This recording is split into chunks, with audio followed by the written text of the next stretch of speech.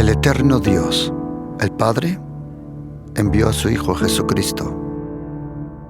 Su Hijo Jesucristo, Él es el camino, es la verdad, es la vida, es la luz. Y Él es la gracia, esa gracia que necesitamos, a Jesucristo. Están cordialmente invitados a este programa, La Palabra de su Gracia, juntamente con el pastor Juan Cano.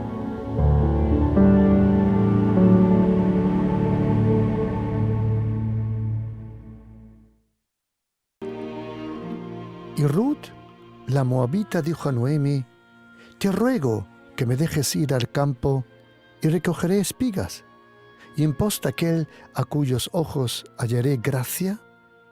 Y ella le respondió: ve, hija mía.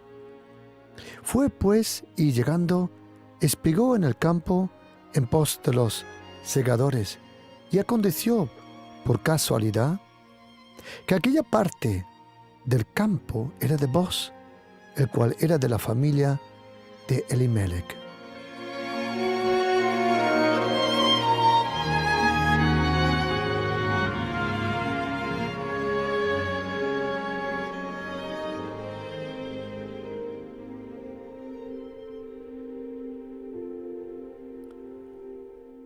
¿Qué significa eso, la casualidad?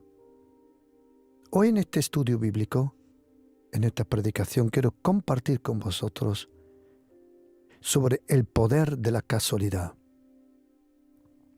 La pregunta es: ¿existen casualidades?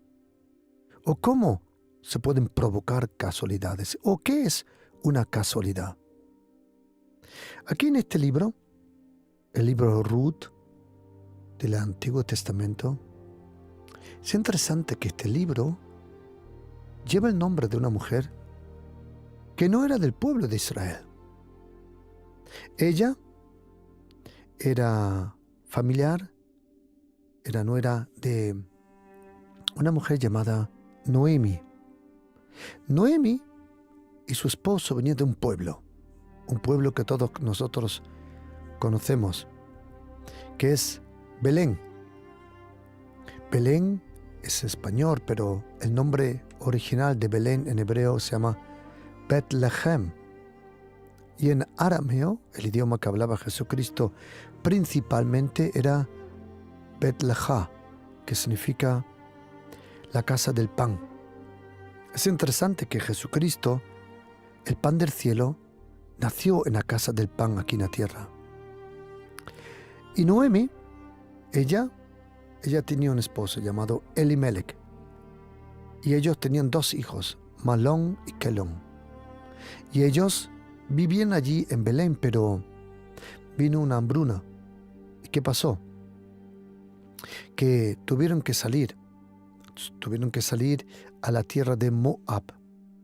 Moab es un lugar que cuando vas conmigo el próximo año a Israel, lo puedes ver, que si nos ponemos en el Mar Muerto, puedes ver al otro lado, puedes ver los montes de Moab. Está enfrente de Jericó, enfrente de Qumran, y se puede ver a simple vista de ojo. Esa palabra Moab significa ¿quién es el Padre? Y ellos se fueron a la tierra de Moab porque en la tierra prometida, interesante, en la tierra prometida hubo hambre. Sí, eso puede pasar, que en tu tierra prometida hay tiempos difíciles. Es algo normal. Así es la tierra, así es el planeta, así es la vida. Ellos salieron, se fueron a Moab. Allí falleció el esposo de Naomi, Elimelech. Sus 2 hijos se habían casado. Una se llamaba Orfa y la otra se llamaba Ruth. Es interesante que la palabra Orfa también se puede traducir la que me da la espalda. Significa que ese hombre se casó con una mujer que ya en su nombre contenía lo que algún día esa mujer iba a dar y hacer, dar la espalda. Murió Elimelech en Moab, murieron los hijos de Naomi, Malón y su hermano Kelón, Y quedó Naomi con Ruth. Ruth se había casado con uno de sus hijos. Entonces Ruth le fue ofrecido que se vaya. Pero ella dijo, no, yo no me voy a ir, yo me quedaré contigo, le dijo. Yo me quedo contigo y tú, Dios, será mi Dios. Y dice, y a donde quieras que vaya, yo iré. Y a donde quieras que vivas, yo viviré contigo. Y tu pueblo será mi pueblo y tu Dios será mi Dios. Entonces, la Biblia dice que Noemi regresó a Belén, a Israel, a Belén, a unos 8 kilómetros de distancia de Jerusalén. Cuando están en Belén, allí Ruth le pide a su suegra, a Naomi, que le permita ir a los campos, que le permita ir a recoger espigas. ¿Por qué? Porque ella dice que fue y recogió espigas en pos de aquellos que ellos estaban haciendo la cosecha, la siega. Había una ley de Moisés que decía que en el tiempo de cosecha, que cuando hubiera la siega, que cuando algo se te cae al suelo del trigo, que no te des la vuelta y lo recoges, que lo dejes para los pobres. Y en esa ley de Moisés también decía que los filos del campo, que estaba prohibido para ti cosecharlo, eso era para los pobres. Era una ley que Dios el Padre le dio a Moisés. Es interesante que en el marco de esa ley, en el centro, se desarrolla el poder de la gracia. Porque dice la Biblia que Ruth, la moabita, le dijo a Noemi, ella no era de Israel. Los moabitas eran enemigos de Israel en un momento. Y ella le dijo a Noemi, te ruego que me dejes ir al campo a recoger espigas, porque ella sabía que en el tiempo de cosecha, si algo se cae al suelo, es para los pobres. Y ella dijo, permíteme recoger espigas en pos de aquel cuyos ojos, oye esta palabra, hallaré la gracia. Es interesante que la ley de Moisés dio el margen a los filos del campo, pero la gracia estaba en dentro del campo. El poder de la gracia se iba a desatar en aquel campo. La gracia de Jesucristo siempre estaba ahí, presente. En 1 de Pedro, capítulo 1, versículo 10, dice Pedro que todos los profetas profetizaron de la gracia. La gracia de Jesucristo, la gracia de Dios, de vez en cuando se reveló a través de personas en el Antiguo Testamento, hasta que en el momento la gracia y la verdad, como dice el Salmo 85:10, se dieron una cita. En hebreo dice, la gracia y la verdad se dieron una cita. ¿Dónde? Cuando nosotros hacemos una cita con una persona, algunas veces para encontrarnos en un centro comercial o en un sitio, decimos, debajo de aquel árbol o debajo, al lado de aquella tienda, allí nos encontramos. La gracia de Dios y la verdad de Dios, que se iban a manifestar en la vida de una persona, se dieron una cita. Y la cita era el nacimiento de Jesucristo. La ley fue dada por Moisés, sí, pero la gracia y la verdad vino. Yo sé que la Biblia alemanas, inglesas y españolas dice vinieron, pero en griego original dice vino. Aunque para nosotros la gracia es una cosa y la verdad es otra, para Dios no. Desde la venida de Jesucristo, la gracia y la verdad son una cosa. No existe verdad si no hay gracia. Y si no hay gracia, no hay verdad. La gracia y la verdad se encuentran en Jesucristo. Interesante que casi siempre habla primero de la gracia y luego de la verdad. Si tú hablas con una persona y le dices la verdad sin la gracia, le va a doler, le va a dañar. Para que una persona pueda comprender la verdad, tiene que primero venir la gracia. Es la gracia de Jesucristo que te deja comprender la verdad. Y dice Ruth, déjame ir al campo, aquel campo que según la ley de Moisés, los filos son para los pobres, las espigas que caen al suelo son para los pobres, a ver si encuentro gracia. La gracia está en la palabra de Dios. Está en el Antiguo y en el Nuevo Testamento, pero ahora se reveló con todo su poder en la vida de Jesucristo. Y dice la Biblia que Naomi le dijo, ve, hija, tú vas para allá. Y dice la Biblia que fue y llegó y espigó campo en pos de los segadores. Ruth 2, versículo 3. Y dice, y aconteció, y ahora viene lo interesante, que esa palabra aconteció es la palabra que en hebreo, que aparece mikre o mikre, que significa por casualidad cayó y fue a ese campo. Tú dirás, pero ¿qué más importa si fue ese campo? No. Ahora te darás cuenta, si me das unos minutos, quiero enseñarte el poder de la casualidad. ¿Qué significa la casualidad? Aquí la palabra mikre, la casualidad, describe, atención, en hebreo significa la suerte sin planificación o intervención humana. La casualidad contiene la suerte, la planificación y la intervención sin que un ser humano haya intervenido de alguna forma. Algunos dirán, cristianos, dirán, no, pastor, la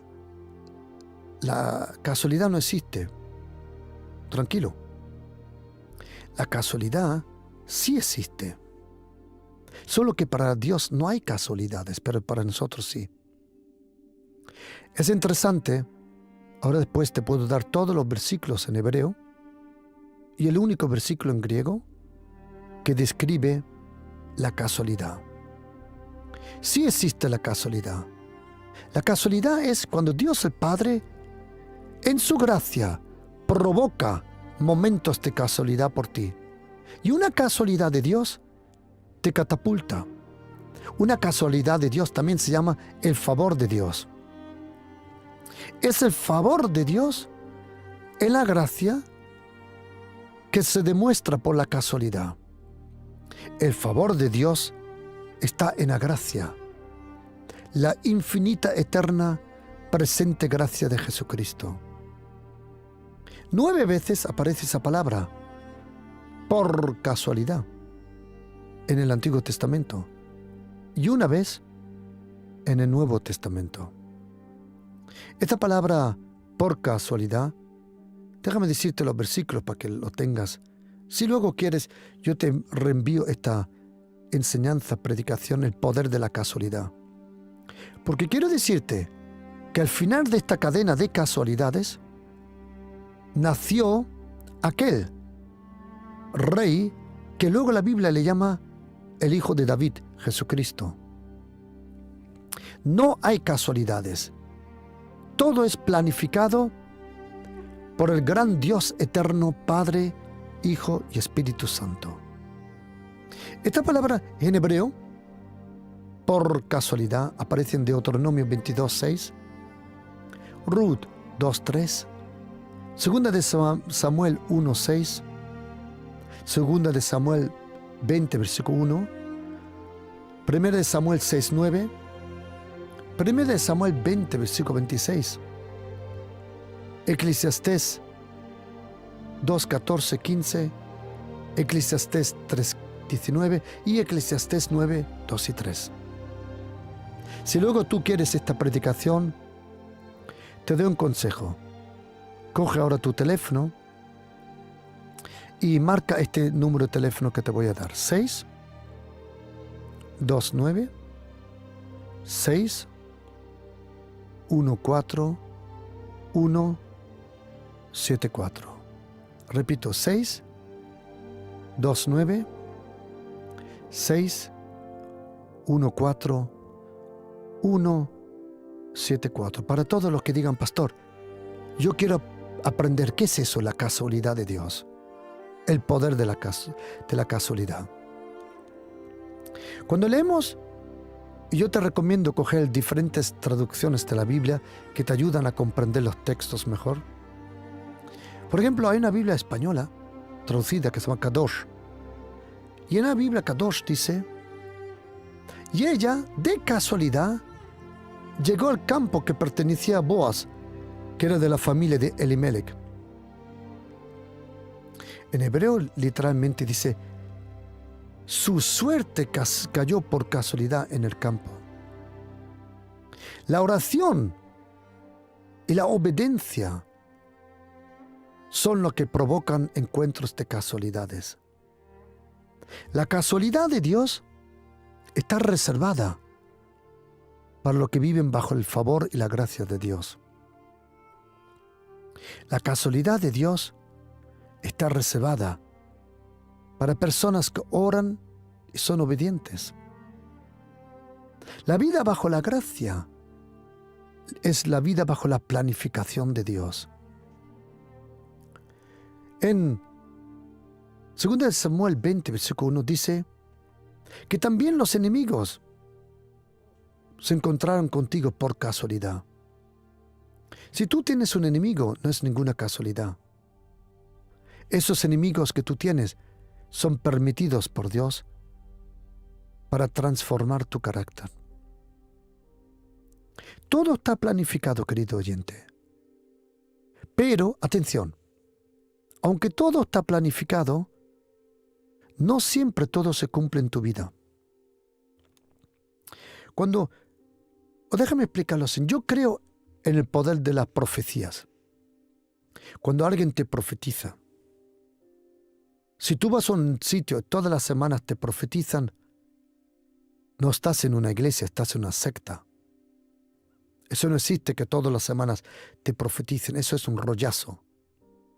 Eso es carnal, es humano, es una imitación de lo verdadero del Espíritu Santo. ¿Existen profecías? Sí. ¿Actúa el don profético por personas proféticas? Sí. El Señor nos habla proféticamente de vez en cuando. Algunas veces por el don profético, algunas veces por el talento profético, algunas veces por el ministerio profético y algunas veces por sueños. Y muchas veces, mayormente, por tu lectura de la Biblia. Tu lectura de la Biblia hoy es una profecía a tu futuro. Pero no todo lo que te profetizan se va a cumplir. ¿Por qué? Porque también la profecía y la promesa de Dios depende cómo tú te comportas. Ejemplo. Yo conocí, me viene a la mente porque lo hablé de otro día con un amigo, un evangelista que tiene un ministerio impresionante en todo el mundo, que predica a millones de personas. Y los dos conocemos a alguien. Esa persona tenía 10 veces más talento que nosotros dos juntos. Era impresionante. Ese hombre joven era impresionante. Los dones, los talentos. cómo se movía en el espíritu, impresionante. Pero ¿qué pasó? Él tenía un futuro prometido que daba miedo, era impresionante. ¿Qué pasó? Que un día, desconozco por qué, perdió poco a poco su relación con el Señor. Tanto que dejó el ministerio. Un ministerio era un prometido impresionante. ¿Quién sabe? A lo mejor un segundo Billy Graham o Reinhard Bonnke. ¿Quién sabe? A lo mejor un segundo Lester Sumrall o Smith Wigglesworth. Un Carlos Anacondia. Un Luis Palau. ¿Qué pasó?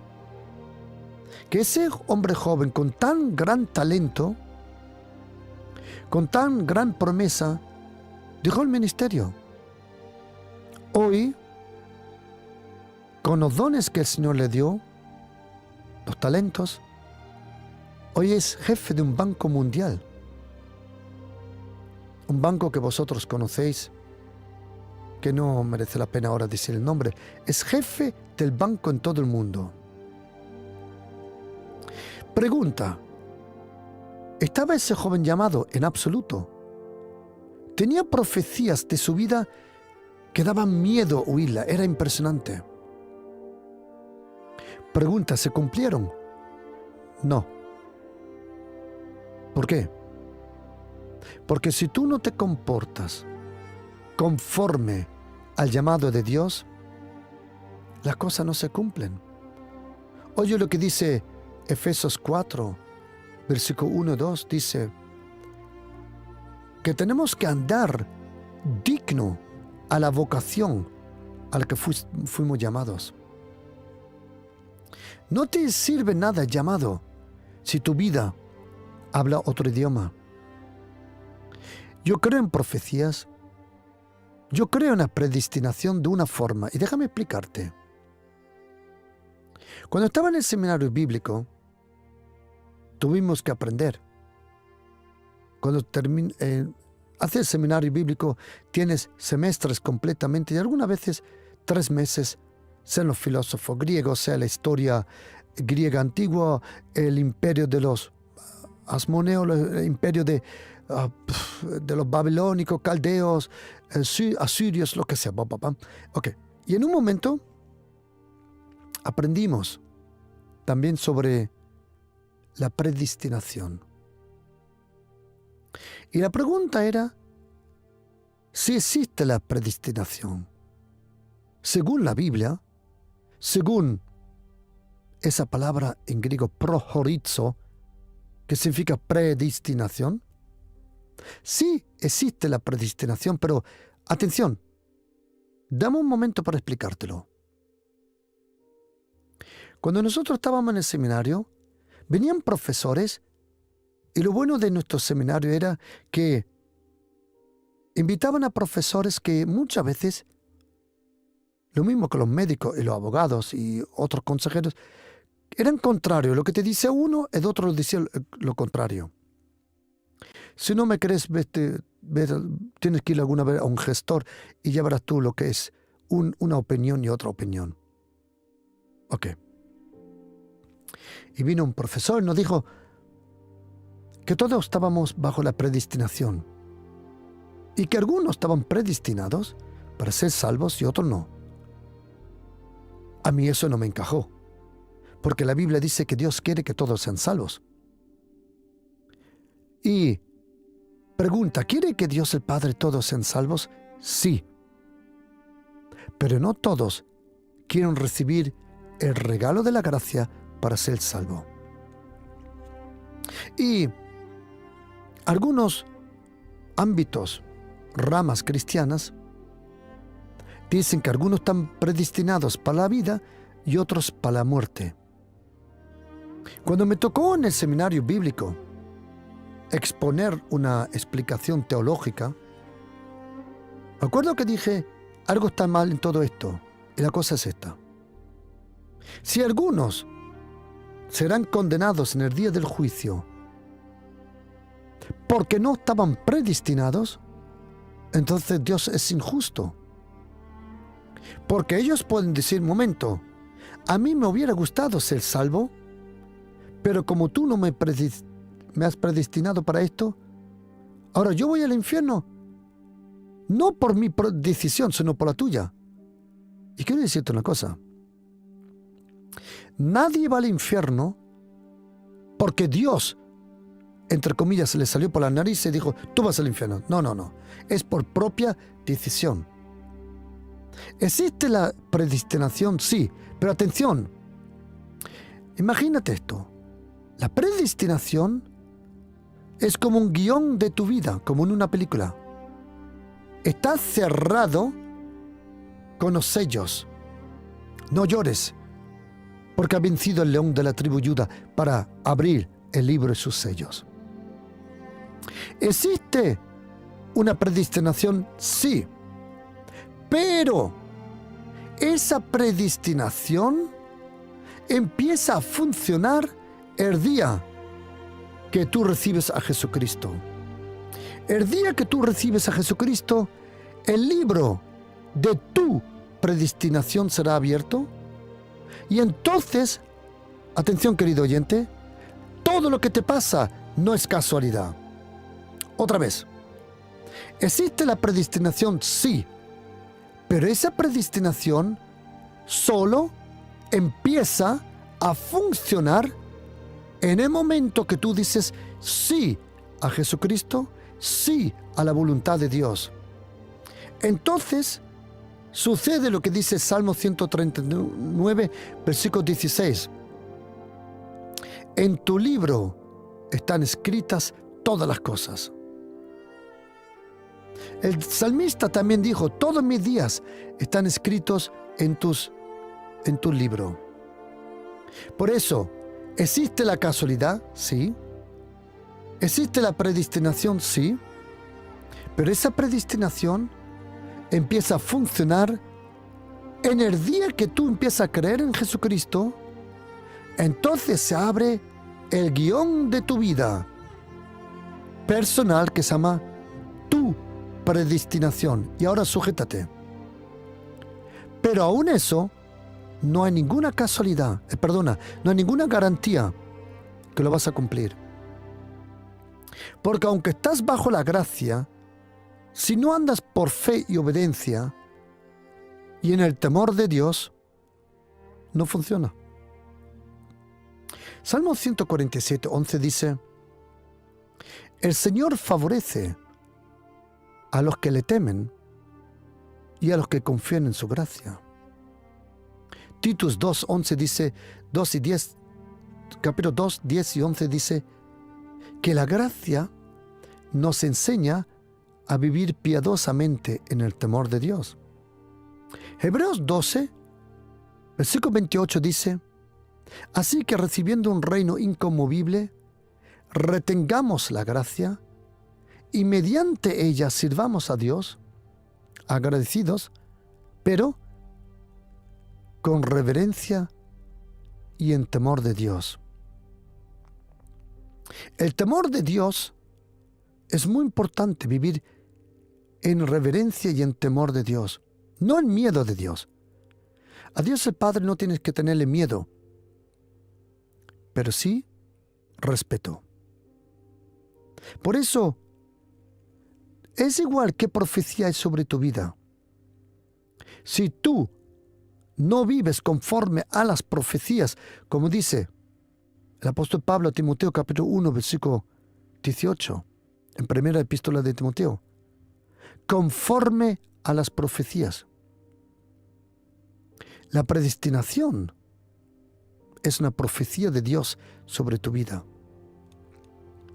Y cuando el libro de la predestinación se abre, entonces se desatan las casualidades de Dios. Orar es la petición al cielo, que en la tierra tú te encuentras con casualidades divinas. También en el Nuevo Testamento, como dije, 9 veces aparece la palabra por casualidad. En el Antiguo Testamento en hebreo, pero en griego también una vez, que es en Lucas 10:31. como dice la Nueva Traducción Viviente.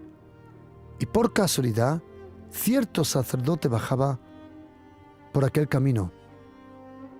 Esa palabra, por casualidad en griego, synkyria, que podemos leer synkyria, es una palabra compuesta de dos palabras, synkyria.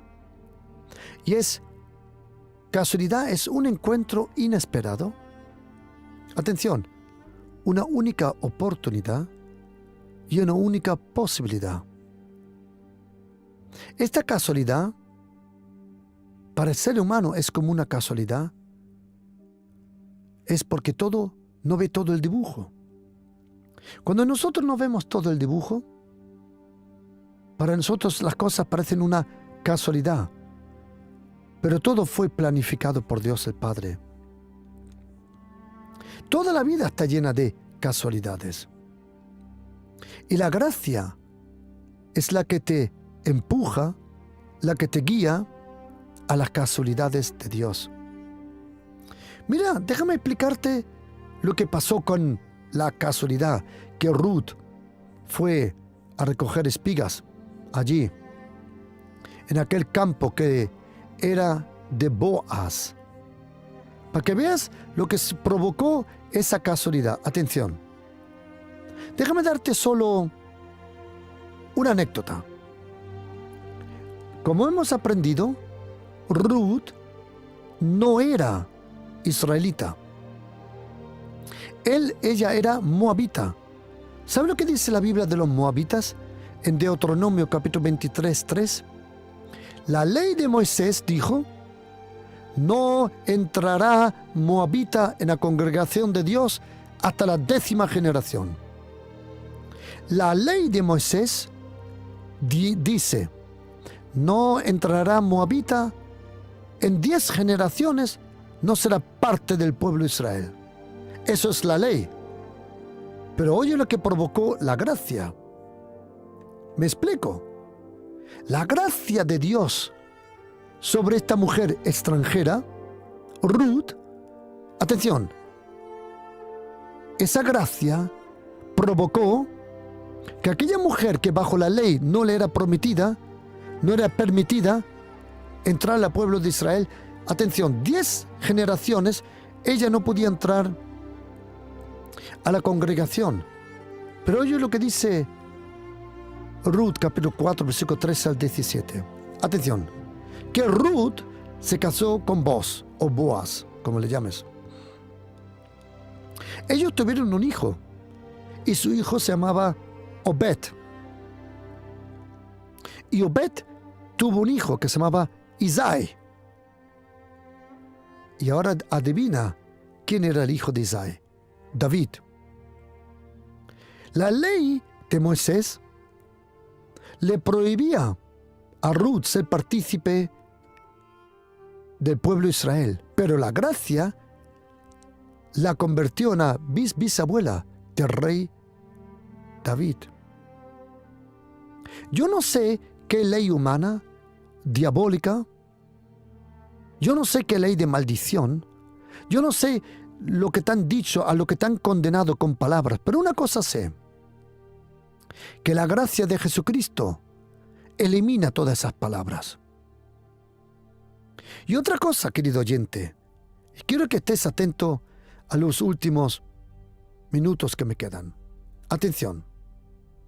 Ruth, capítulo 2, versículos 2 y 3 dice que recogió un poco de espigas. Pero en 2:15 dice la Biblia que recogió espigas entre las cavillas. Ruth 2:16 dijo que le fue permitido recoger algunos manojos en ese campo. Y luego, cuarto, en Ruth 2:17 le fue permitido una efa, un jarro de cebada. ¿Quieres saber una cosa? ¿Cómo terminó la historia?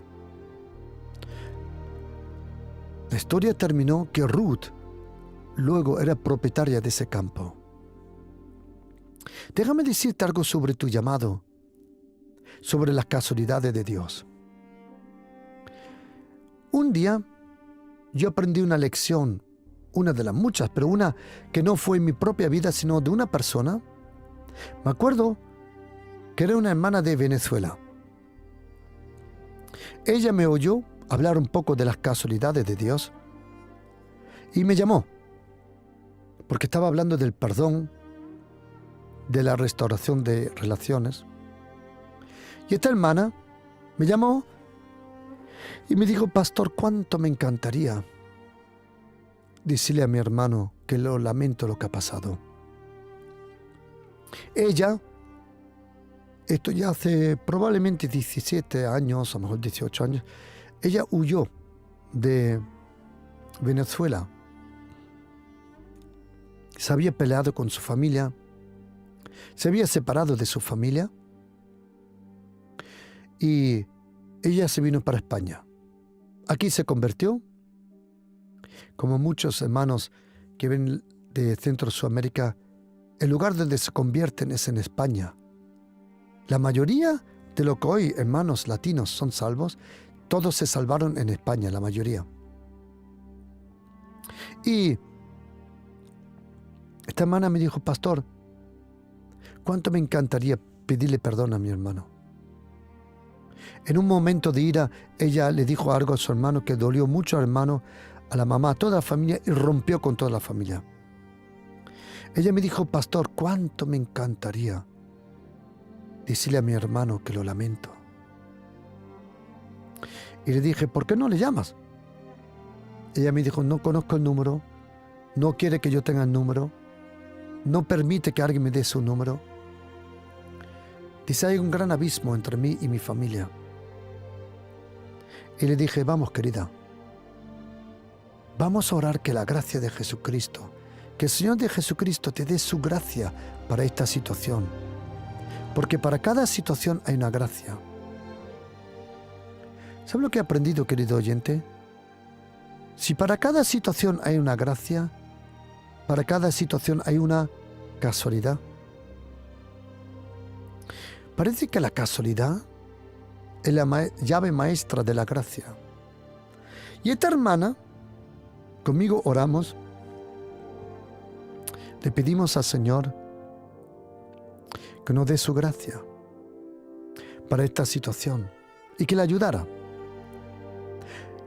Semanas después, no sé cuánto tiempo, esta hermana me llamó emocionada. Oye la historia que me contó. Ella trabaja en Madrid y siempre tenía que coger una línea de metro. Pero un día iba con el metro y algo interior sintió de salir en la parada que se llama la Puerta del Sol, creo que se llama. Es una parada grande de metros donde se encuentran diferentes líneas de metro. Y ella me dijo: pastor, no se lo puedo explicar. Era algo interior que me decía que saliera en esta parada y me fuera para arriba. Yo sentí eso profundamente en mi corazón. Salí del metro y cuando sube las escaleras para arriba, me dice: pastor, adivina quién me venía enfrente. Digo: no sé. Dice: mi hermano, que había venido de vacaciones a Madrid. Y cuando los dos suben las escaleras, me cuenta ella, que los dos se quedaron sin palabras, mirándose a los ojos. Ella me dijo: pastor, parecían horas que nos estábamos mirando a los ojos. Toda la gente pasaba a la izquierda, a la derecha, pasaba. Ellos dos se quedaron mirando. Los dos empezaron a llorar. Los dos se acercaron, se abrazaron. Se pidieron perdón. Ella le pidió perdón a él. Llamaron a casa, a mamá, a la familia, para decirle que todo se había calmado. Y ella me dijo: pastor, Imagínese qué casualidad. Cuando me dijo eso, le dije, ¿sabes, hermana? Para ti parecía una casualidad, pero era provocado por Dios. ¿Sabes, querido oyente? Mira, quiero decirle de todo corazón